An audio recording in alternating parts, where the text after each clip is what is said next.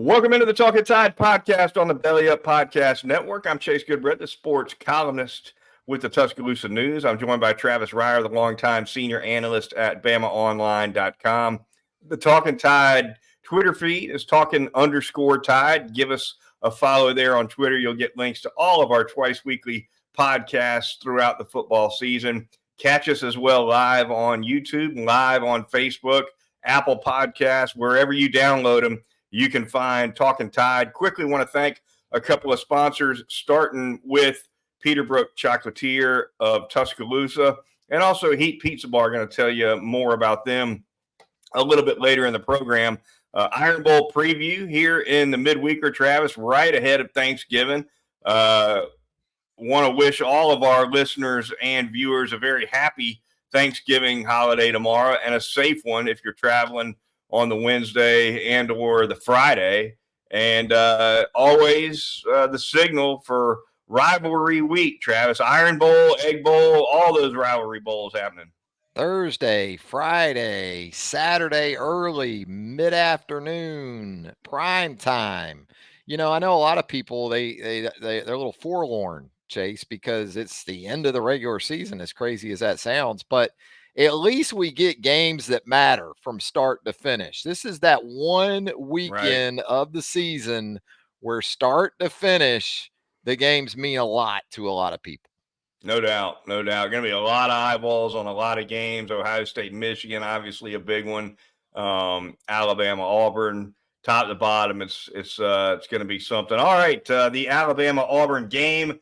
Taking a look at that. Of course, it'll be a CBS broadcast on Saturday from Jordan-Hare Stadium. Let's start, Travis, let's start with the injuries because that's the news of the day. Sounds like Deontay Lawson and Jalen Key are going to be good to go for Alabama. Nick Saban didn't confirm that. He did say they practiced quite a bit all week long. So based on that, you'd expect those two guys to be good to go for the Iron Bowl, and Lawson especially a key return for the Crimson Tide.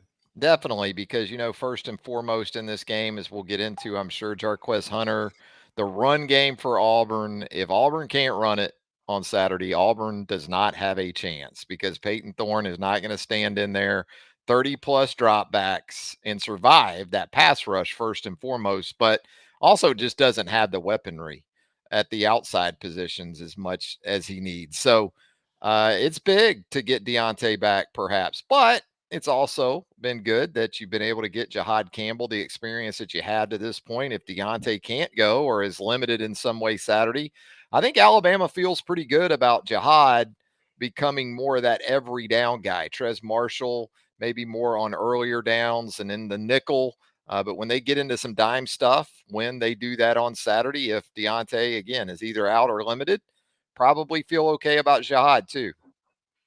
No doubt about it. And Auburn's passing game to that end, Travis, it struggled for sure. The outside receivers especially have been bad. Hugh Free, you touched on it. Might be I don't know if there's a worse group of receivers in the SEC, frankly. I mean, you can go anywhere. Vanderbilt's got Will Shepherd. He'd be a WR1 for this Auburn offense.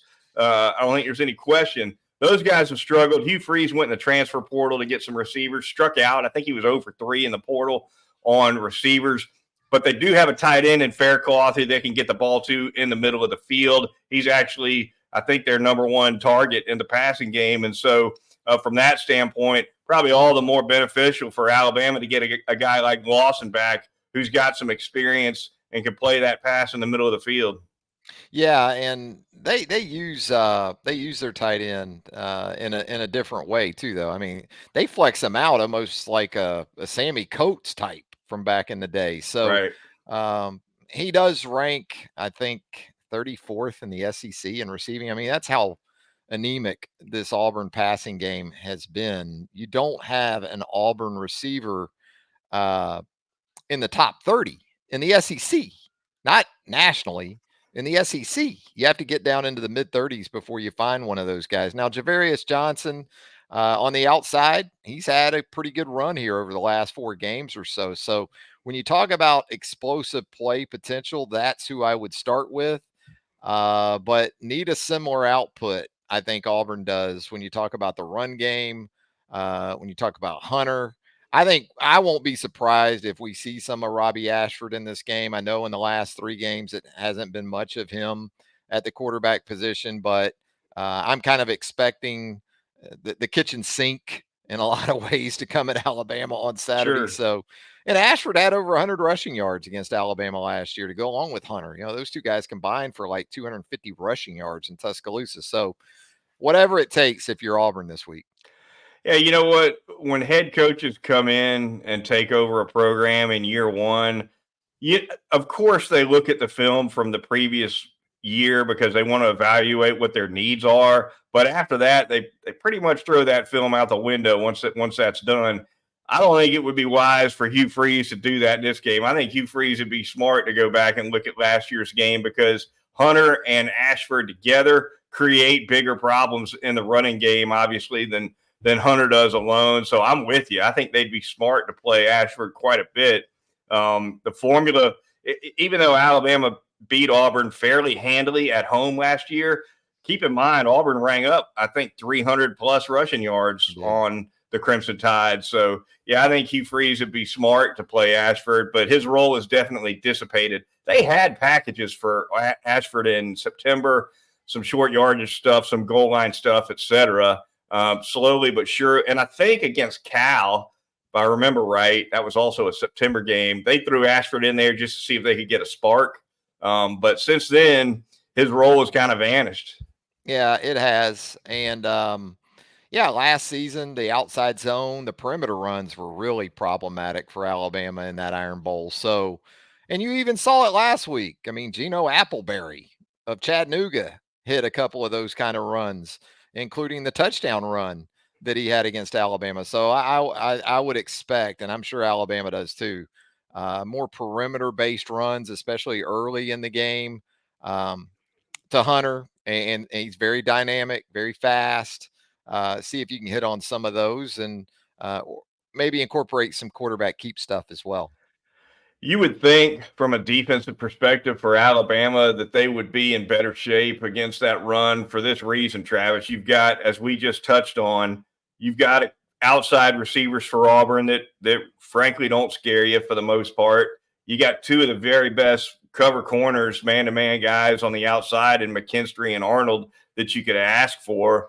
So if you can count on lockdowns from Kool-Aid and Arnold, it's going to allow Nick Saban and Kevin Steele to put together some things where there's more safety help involved in that run game.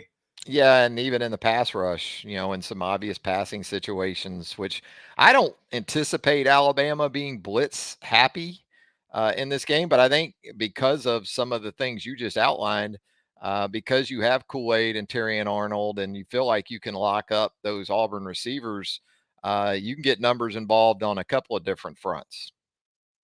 All right, let's flip it around and talk Alabama offense versus the Auburn defense. The Crimson Tide, Travis, been hitting a stride for sure offensively. Tommy Rees nominated by Nick Saban for the Broyles Award. I think he's a semifinalist or a finalist for that. Never would have saw that coming in September. I promise you that. But this offense has come around in a lot of ways, and Auburn defensively, as usual, even when Auburn teams aren't real good, they've always got some horses on defense. This year, no different. Jalen McLeod, a pass rusher who was hurt early in the year, but he's finally healthy and he's coming on. Had 3 sacks against Arkansas a couple weeks ago. DJ James, a future NFL player at a cornerback position. So they've got some dogs over there. Yeah, I think in the secondary, you went into the season feeling like that was the starting point for this Auburn defense, and I think that's still the case. Now, I thought the balance that New Mexico State was able to achieve last week was stunning, and I understand it's a solid New Mexico State team at this point, 9 wins. But watching that game back, there was nothing flukish about what New Mexico State did to the Auburn defense.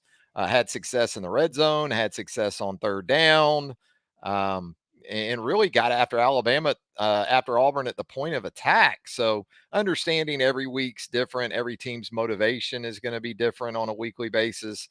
I anticipate Auburn, from a mindset perspective, being a lot more competitive this week than it was really, especially during the early stage of that New Mexico State game. But again, Alabama, between Milroe's legs, between the depth at running back, between an ascending run game where the offensive line and tight ends is concerned, it's got to be hard to watch that tape from last week and not think, hey, a lot of the same things we like to do, New Mexico State did. And that only helps you from a confidence standpoint. That's for sure. The Alabama running game's been better of late. The offensive line getting more push for sure, especially with the zone runs. I think Alabama's run game is going to be effective in this one. The Vegas man, Travis, Alabama by 14 and a half. The over under sitting at 49. Thoughts from you on those two figures? Well, I'm thinking about the score I have in mind. I would be leaning over that, I Mm-hmm. guess. And I would be going Alabama to cover that, I guess, is what I'm thinking right now. In part because of what we've seen Alabama do on the road of late. And I think the start to this game is going to be everything, especially from the Auburn perspective. Alabama can get off to a slow start and still win this game. I don't think Auburn can. If Alabama Right. gets out 7, 10, 14 to nothing, like it did in Starkville, like it did in Lexington, I don't think there's any coming back from that. I think if that happens, it could get downright ugly from that point forward. So I like Alabama to cover. Again, I don't tell anyone how to spend their money in any form or fashion. So don't come back to me, if Alabama doesn't cover looking for a refund. Right. I don't take receipts or anything like that. There's no 30-day guarantee, none of that stuff, Goodbread. No, there are What are no you leaning on guarantees. this? Where are you thinking on the over or the I total? picked it. I picked it 35-17 Alabama. So that's Alabama. So That's that's a where I'm at. cover. That's a Yeah, cover for Alabama on the spread. Over under. I guess I'd probably. that's Yeah, over. I got to lean over. Based on how I predicted it. So 49's a little low, no question about it. But I think it's. Like you said, the start is critical because even subpar Auburn teams, they get off to an early touchdown at home at Jordan Hare, especially in the Iron Bowl where the crowd's going to be double juiced. Things can get. We've seen it happen. Things can get hairy. Alabama's gone down there before with a significantly more talented roster and found itself in a dogfight. I don't think that's going to happen this year. I'm with you. I think this Auburn offense is just too anemic to stay in this one.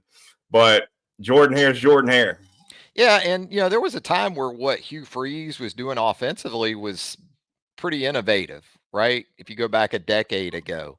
Now you watch Auburn's offense and you see Alabama with a lot of the same elements in its offense between split zone and zone read and those kind of things. So, I think Hugh's going to have to, step out on a limb maybe early in the game, fake punt, onside kick, something that's different. Two quarterbacks in the game together. I'm not saying go full Gus Malzahn, but whatever you thought of Malzahn, he was a tough prep for Alabama because you just never knew. And what they did with Gus was different in a lot of ways than what you saw on a week to week basis. And there was tempo and there was those type of things involved. So it'll be interesting to see what Hugh Freeze does in terms of the early stages of the game for sure, flea flicker, something, because after that performance last week, again, if Alabama gets up 7-0, 10-0 early in this game, that crowd, I think, is going to go away pretty quickly.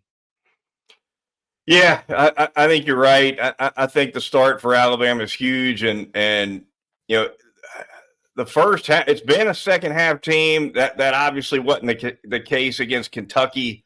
So a little bit of a turnaround early for Alabama in that one. You definitely want to keep that early momentum going. Obviously, they got out on UTC early. You would expect that. But the way they got out on Kentucky on the road also, that's the kind of stuff. It doesn't have to be 21-0 halfway through the first quarter like Kentucky was, but just popping that first touchdown in there is huge. Yeah, and look, Auburn had the 3-game winning streak. And even if Auburn had beaten New Mexico State last week, I would have still been like, well, kind of like LSU's defensive improvement before the Alabama game, how it came against Army and Auburn's offenses, Right. 90th in the nation. Auburn is right in that neighborhood right now. I think Army's like 118. So I was like, I'm not sure I'm buying this defensive improvement. And I kind of felt that way about Auburn as a whole because Mississippi State, Vanderbilt, Arkansas, you're talking about 3 teams with combined SEC record right now at 2-19. Mm. So I was going to need to see more in the Iron Bowl to really buy into this improvement late in the season. Speaking of that disastrous loss for Auburn last week against New Mexico State, if you want to see a funny clip from it, hop over to Travis's Twitter feed from earlier today. What about that? That's my new favorite player in college football. I'm not a jersey guy, but if I was ever going to wear a jersey, it would be Diego Pavia, the quarterback, who was a 3-time state champion wrestler in high school, and he showed it in that clip, didn't he? Threw the pick, goes over and just dumps the Auburn defensive back. Doesn't just dump him, Chase, dumps him on the Auburn sideline, which incites a near riot. But and if you're Hugh Freeze at that point in the game, you're like, this guy just did us a favor because we're sleepwalking through this thing. Maybe that gets us ignited, right? No, right. Didn't matter. Happen. Diego dumped the Tiger over on the Auburn sideline and then proceeded to complete 19 of 28 passes for 201 yards and 3 touchdowns for Diego in that game last Saturday at Jordan-Hare.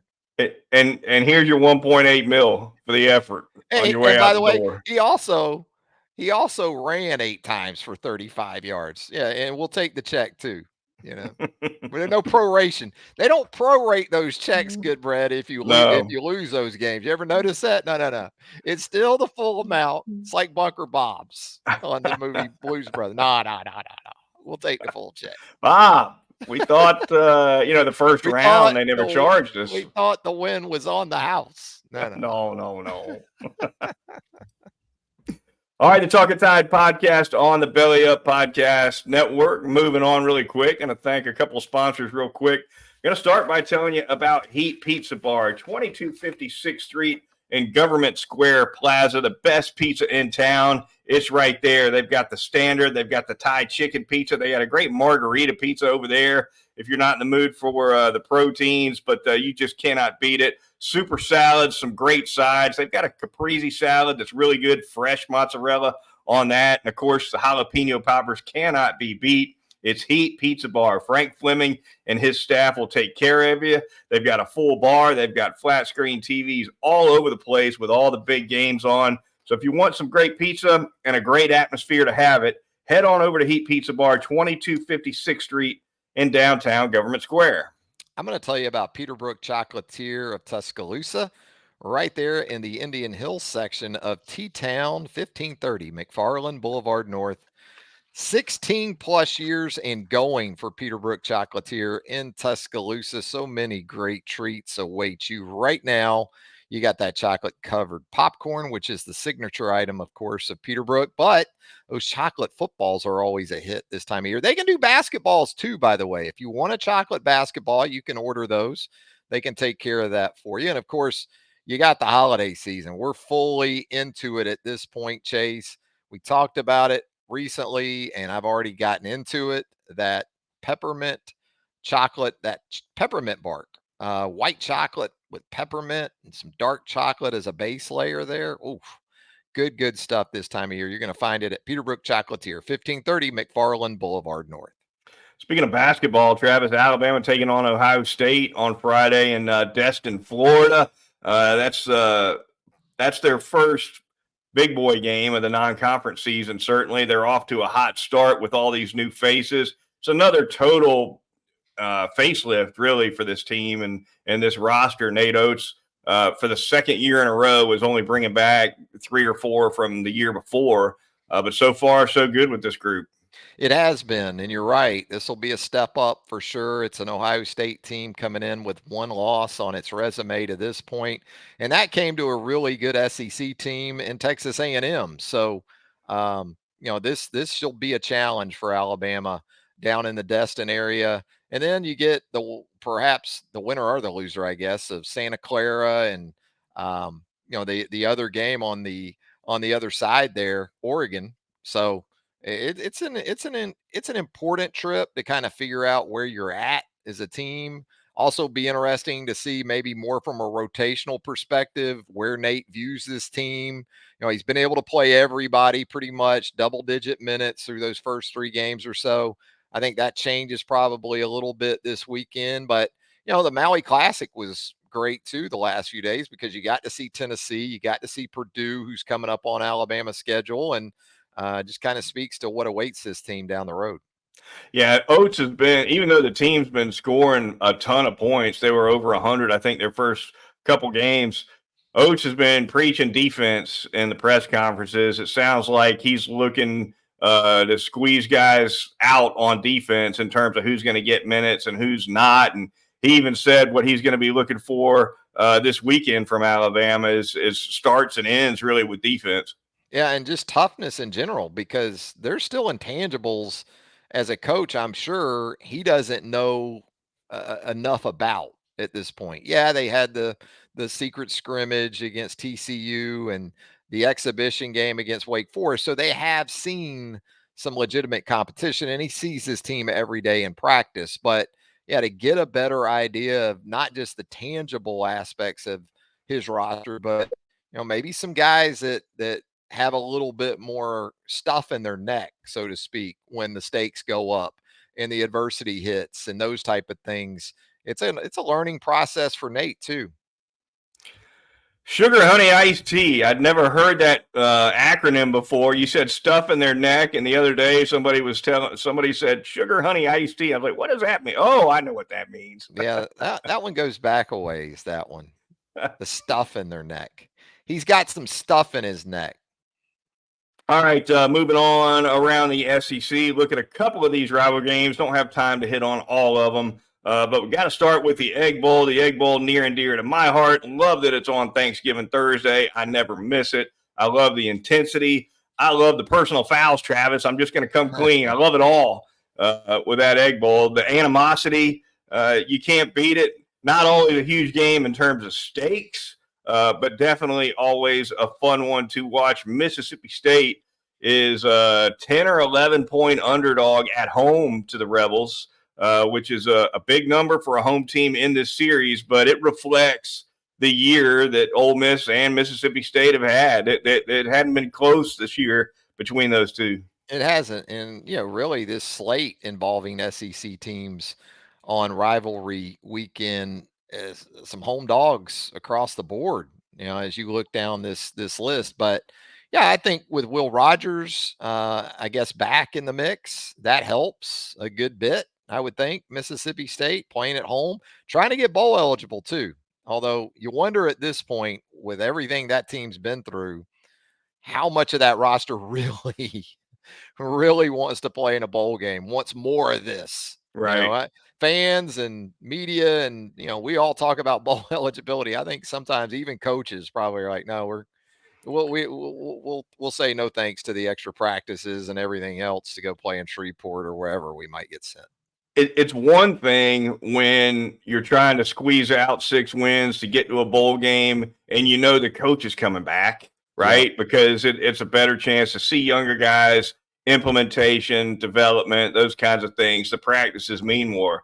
But when it's an interim coach and whoever's going to be coaching that team next fall might not even be anywhere near Starkville right now, it's a little harder to sell the benefit of a bowl game. Well, and we were on hand for one of those 2006, 2007. Joe Kynes coaching Alabama as an interim in Shreveport. The next year, Alabama goes back to Shreveport in year 1 under Nick Saban. And there are some people who feel strongly that getting that win in year 1 to cap that season over Colorado was a springboard of sorts into that 2008 season and what really followed for Alabama. Got to stop that trap, right? Got to stop that trap. Yeah. Love Joe Kynes, man. Love him for Icon. sure. Florida State at Florida, battle of the backup QBs in this one, Travis. This is a rivalry you and I know quite well from our younger days as Florida natives. The Seminoles coming in undefeated. They're on the road going to the Swamp. Florida has had a rough year for sure with Billy Napier. Now Graham Mertz is out. Jordan Travis for FSU is out. So my pick in the paper this week for a spread winner, I said, hey, two backup quarterbacks, probably two stripped down play sheets because of two backup quarterbacks. Give me that under 51.5. I think it's already down to about 50. It's fallen since I recommended it. But yeah, I'm not making any guarantees either. So you can all keep your receipts on that. But my recommendation this week is the under there. There you go. Yeah, it's sensible, right? With what the two teams are going to have at the quarterback position. I worry about Florida regardless of the quarterback on the other team these days because defensively they are at a point where it's just not They've good. I been mean, even bad. on that 4th and 17 last Saturday night against Missouri, I know a lot of Florida fans who were like, yeah, this is about to get converted. It was so similar in a lot of ways to Alabama 2003, the Tennessee game. Right. What was that? That was similar, 3rd and 19, 4th and 19, something like Yep. that. You're just sitting there at that point in the season going, this will probably get hit. And that's what happened. But it's sensible to think this is more of a grinder than a scoring fest for sure.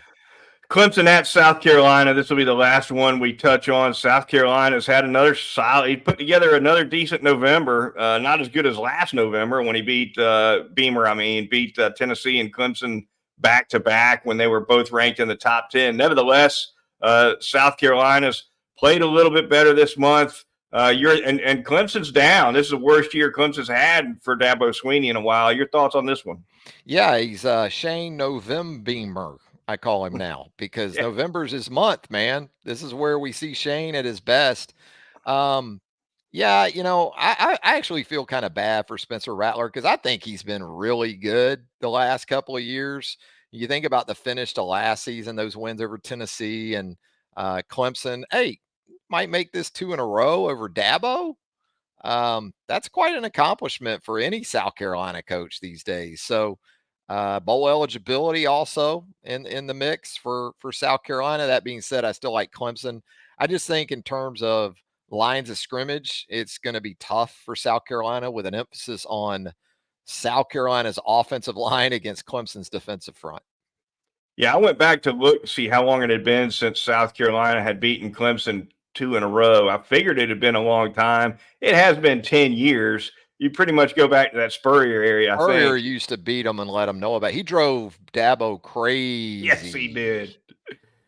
Dabo was kind of Spurrier's Phil Fulmer there, or Ray Goff. Right. Remember what Spurrier used to do to Ray? I mean, Ray Goff's one. I'd love to meet him in a dark alley. That's he Yeah, got Goff. Oof, he wore he Goff did. out.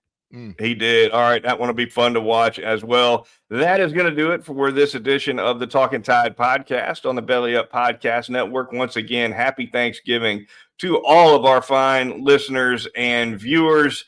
Be sure to join Travis and I once again this weekend when we recap the Iron Bowl. And of course, beyond that, we're looking at the SEC championship game against Georgia over in Atlanta. So a lot to come here on Talkin Tide, but that's a wrap for this one. For Travis Reier, the senior analyst at BamaOnline.com, I'm Chase Goodbread, the sports columnist with the Tuscaloosa News, and we'll talk to you Sunday night right here on Talkin Tide.